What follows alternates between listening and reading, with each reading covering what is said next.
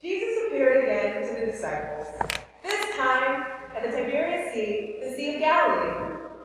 This is how he did it. Simon Peter, Thomas, nicknamed Twin, Nathanael from Cana in Galilee, the brother of Zebedee, and two other disciples were together. Simon Peter announced, "I'm going fishing." The rest of them replied, "We're going with you."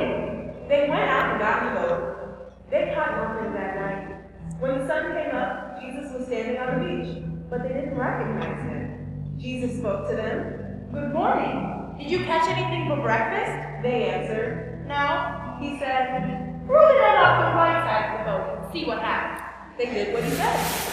All of a sudden, there were so many fish in it, they weren't strong enough to pull it in.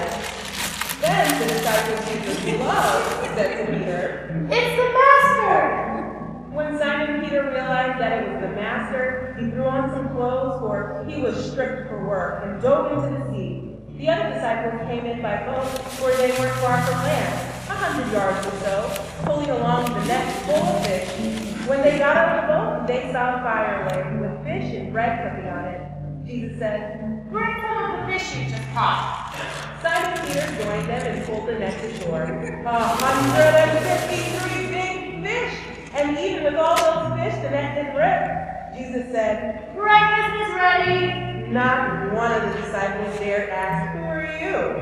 They knew it was the Master. Jesus then took the bread and gave it to them. He did the same with the fish. This was now the third time Jesus had shown himself alive to the disciples since being raised from the dead.